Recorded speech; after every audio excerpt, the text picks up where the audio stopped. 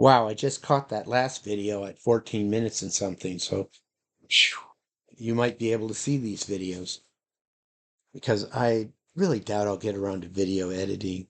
Did I mention I need a video editor? I need people. I need workers. See, even outsourcing, I still need someone, a liaison between me and outsourcing. Because the problem with outsourcing, it gets back to configuration again. Okay, these guys are going to do some work for you. These people are going to do some work for you. What are they going to do? Well, you got to tell them. Garbage in, garbage out. You throw garbage at them, and chances are what they're going to give you is garbage. So you get into specifications, which is the deliverable from analysis. Because design works off of specifications. So how do you know what you're designing or what needs to be designed? The specifications. And see, my point here is it's work. It's really work to get those specifications down. When I was developing at Sun Systems, how they were trying to develop their product was they had their programmers, a lot of them with chips on their shoulders from Microsoft and stuff. I don't have a lot of respect for Microsoft programmers, and I saw it here in person. So anyhow, you had the programmers. Sometimes they thought they were developers, but they weren't. They're just programmers. And you had the product managers. And the product managers were the one that knew the problem domain or the ontology.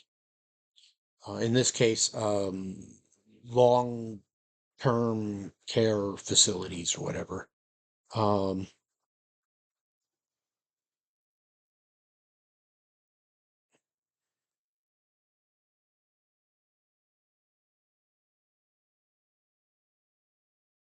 So the product managers know the problem domain. They know the ontology to be used for the application, and it always comes down to applications. God knows it. App. 2014 was the year for the app. It's just a program, people. It's just software. App. Supposed to what? Systems, I suppose. Okay. Um, but again, why a system? Well, I would I would intuitively suspect in all cases you would find that if you don't have an application for the system, it's tosh. We're talking nonsense. Don't don't look for something else to do. Unless, okay, now we get into fun. Can a machine mind have fun? Does a machine mind want to have fun? Would you like to play a game? Yeah, of course, we all do. I do, don't you? Uh, so, we've talked about emotions like love and stuff like that. Is fun an emotion? I guess it would have to be, wouldn't it? So how does the machine mind know if it's having fun or not? Well, because something within the system's told it so, right? So for whatever trigger the system thinks, are we having fun yet? And it gets a reply. Yeah, I'm having fun. How about you? Or whatever.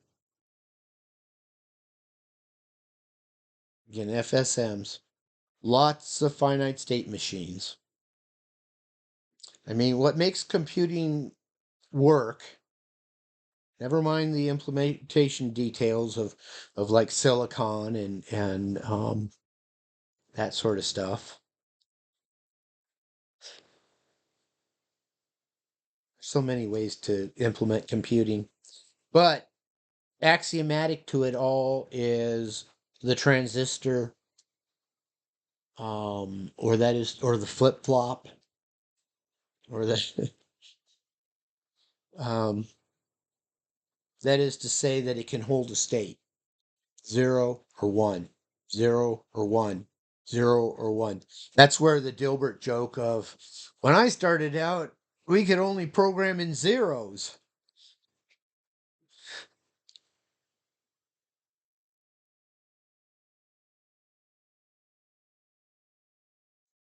So,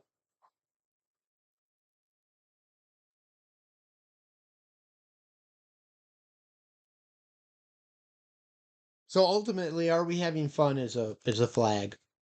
Flag up. Yes, we're having fun. Yeah, yeah, we're not having fun. And we won't get into other attributes of emotions, that. And again, that's always a thing too. Is to say, well, is it a sliding scale or is it a um,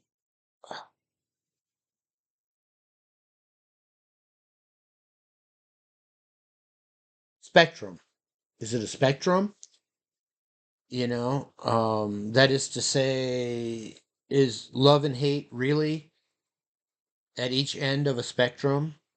And so we can track an attribute that says where it is in the spectrum, and at some gray point, you determine, oh, this is fun, this isn't fun. Or I've been grappling with this. Or do we need to have an attribute for love and an attribute for hate? And so does that cover love-hate relationships? That is to say, oh, I love Susie. Bob loves Susie, but he kind of hates a little bit about her too. Yeah, I think that's the way to go.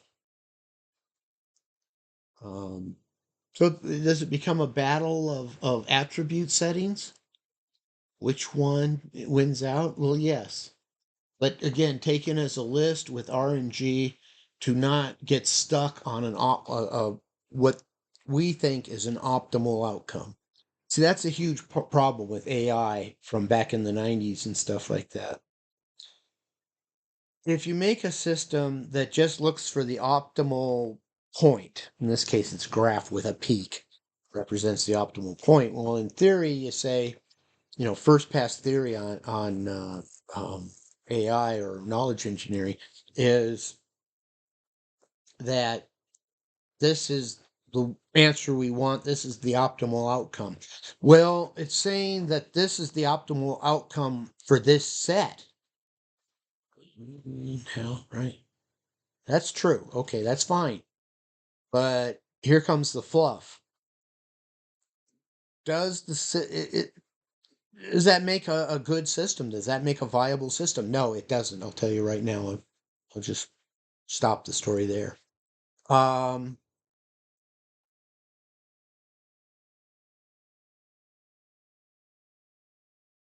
so you've got to develop your system so it doesn't get stuck on what it thinks is the optimal point, sweet spot. It may be wrong. It probably is wrong. And if you're going to have a self-learning system, it better be able to account for if that's wrong. But how does it know if it's wrong? Well, by encountering something that's higher up, right? Oh, now this is the optimal.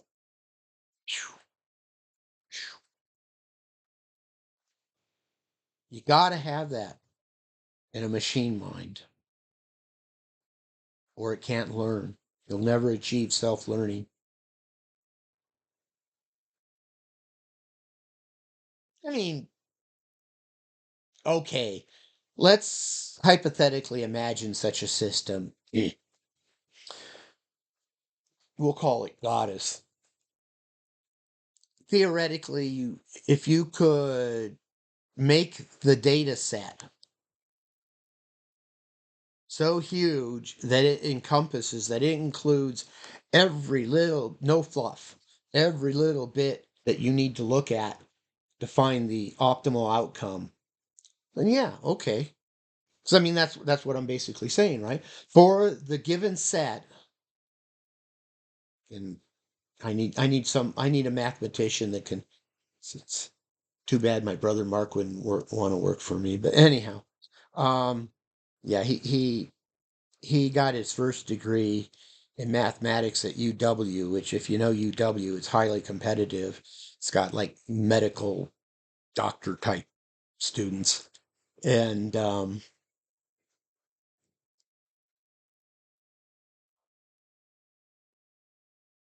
anyhow, he got his mathematics degree in 2 years, started past calculus,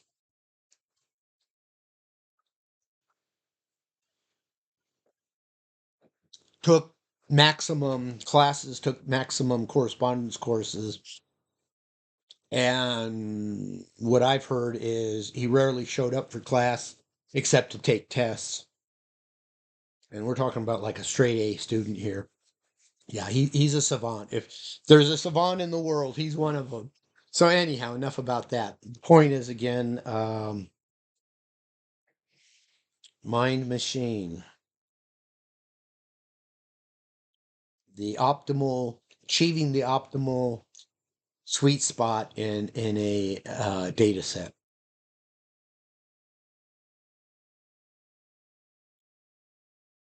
So where I'm going with this is to say, well, yeah, if you could take the whole universe and you could chomp on that, it could find the optimal sweet spot.